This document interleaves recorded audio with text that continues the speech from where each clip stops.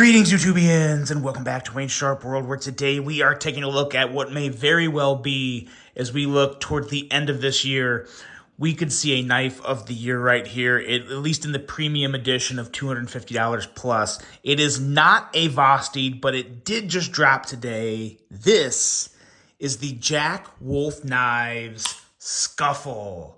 Now, before I go any further into this review, I want to thank you guys for tuning in today. If you like what you see, do me a huge favor. Hit that subscribe button, follow along, and I will continue to bring you the content.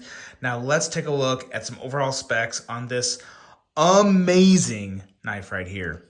We have an overall length of 7.95 inches, a blade length of 3.52 inches, and a blade thickness at 150 thousandths. We have blade material of S90V with a very good looking sleek clip point style blade, a wickedly thin hollow grind. This is one of the best hollow grinds I've come across this year. Handle length of 4.43 inches and a handle thickness of 582 thousandths. We're going to compare that with some other Jack Wolf knives because that is one of the things that I absolutely love about this knife is the thinness and sliciness of the blade, but the thickness and beefiness of the handle is just phenomenal. We have titanium and micarta for the handle material on this particular version, but there are 4 versions total, all of which are really badass, and I believe they're all the same price. I believe, but of course, they're all linked below. We have a bolster lock or frame lock, whatever you want to call it, for the locking mechanism. Kind of gives that bolster lock feel, but I guess technically it would be a frame lock. User of a right hand only tip up carry, weight coming in at 3.5 ounces, designed by Nick Rogers, who absolutely crushed this design. If you guys are familiar with Nick, a lot of you probably are. I know he's designed a lot through Artisan Cutlery, and I believe he has some other designs out there as well. Price on this guy, $350. I have absolutely zero issue with $350 for this knife, and I will explain why as we go through the rest of this review. But let's do some size comparisons here. Let's see how this stacks up with some other knives that we'll start with Jack Wolf, and I got some other big ones to compare it to because this is not a small knife. This is definitely, in my opinion, a somewhat big knife. First, let's do the Gunslinger Jack. Arguably the most, this was maybe the knife that really set Jack Wolf knives off. Crazy popular a year or two ago when it came out. And as you can see, it's considerably bigger than the Gunslinger. And this here is the Tango, which is another very new knife from Jack Wolf Knives.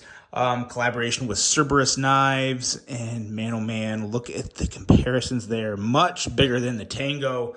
But what we have here is an evolution of Jack Wolf Knives. They started with slip joints. They still make slip joints, and they still make some damn good slip joints.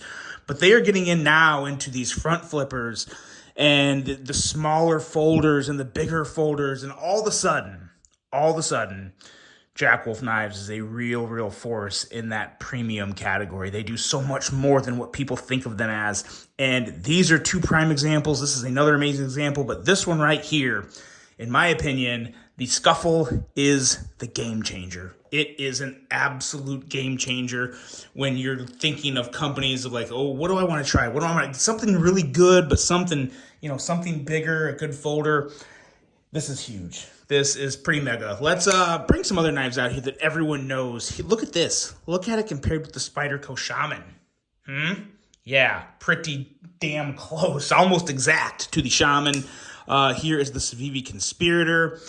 And the proof is in the pudding, guys. This is a good size knife. I'm sure most, if not everyone, are familiar with the Shaman and Conspirator. Just a thing of beauty that we have here on the table from Jack Wolf Knives. And I know it's not the last, but man, oh man, with it being the first, it's hard to even explain how good this knife is. It does start with the blade. Wicked thin hollow grind coming down to 15 thousandths behind the edge. And it starts so thick too, it's hard to really show that on the camera, but it starts at 150 thousandths and comes down with that hollow grind to just a razor's edge, a beautiful looking blade. I'm sure everyone's looking at that fuller and you're asking, man, I wonder if you can middle finger flick that fuller. Yes, you can. Very, very, very easily. Still has a very good detent, but just the bite that you get from the fuller there is effortless to kick that blade out. And man, oh man, do I love that.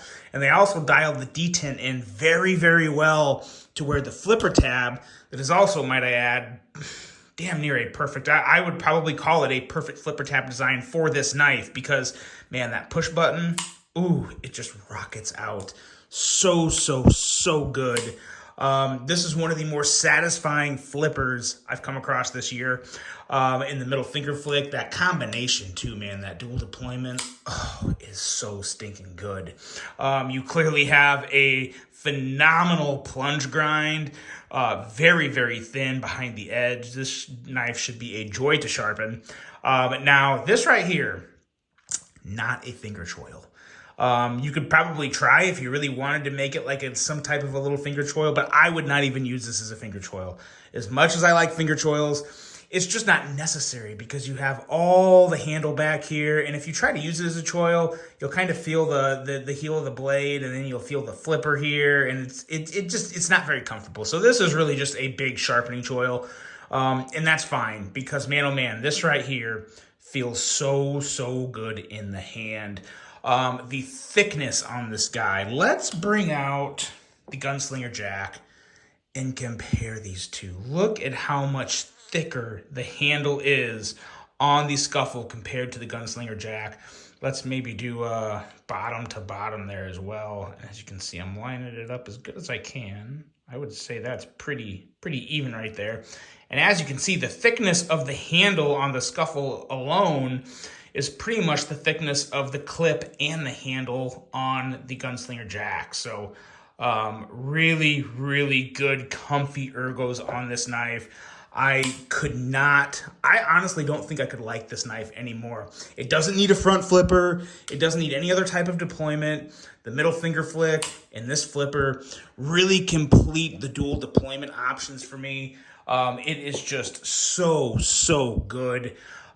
In terms of the fit and finish on the handle, the only thing that I would change on this knife, and I mean literally the only thing, is I would probably, and this is just a very personal, my preferences on something, I would rather have the clip just dark washed like part of the handle here, and then just leave the bronze on the pivot collar as well as the back spacer here. I would have done that, but it still looks really good as is. I mean, just look at this. What do you guys think? You tell me in the comments. Would you rather have a bronze clip or just a regular dark coated clip? I think it would look better without the bronze, but man, oh man, this thing is still a stunner. It is so good. This micarta, the finish, and especially the chamfering on the edges of the micarta is super, super smooth. There's no chunks or blotchiness or threads or anything coming loose from the micarta. Just a really, really nice slab of handle material that's going to patina really, really well. The inlay shape, kind of, or I guess we can call it the onlay because it's not really in anything, but the onlay design of the marrying point between the micarta and the titanium, I love that little just kind of like S-curve there on both sides. Looks really, really good. Really complements the overall lines on the handle of this knife. It's just perfect, guys. It really is. The blade could not be any better. I really don't think the handle could be any better. I mean, with the exception of maybe, not coating that bronze. Again, just my opinion there. But I'm in love with this, guys. For $350, I think it's worth every penny. I get Hinderer vibes from this knife. I don't know about anybody else, but a 3.5-inch blade with a flipper, I get a little bit of Hinderer vibes. With that being said, it probably has just as good, if not better, of a heat treat than a Hinderer. It's probably $150 less than a Hinderer, and you have a much slicier blade than a Hinderer. So you also have some pretty significant advantages here with this guy. It's phenomenal, guys. I really can't suggest this one enough. Highly, highly recommended. I think it's going to sell very quickly. I believe one of the 4 versions is already sold out on Blade HQ because it dropped a couple hours ago. So if you're thinking about pulling the trigger, don't wait. Don't wait, because I think this one will be gone relatively quick. Links are below. Let me know what you guys think of the Jack Wolf Knives Scuffle designed by Nick Rogers. Without a doubt, without a sliver of a doubt, one of the best knives to drop this year. You will see it in the Knife of the Year award at the end of the year. Whether it takes the top spot, I don't know. There's still a lot of time left. But there's no way it's not going to be in my top 5. There's just no way. I am in absolute love with it. Let me know what you guys think. I really hope you enjoyed this one. Hope you have a great rest of your day. And until the next one, I'm out.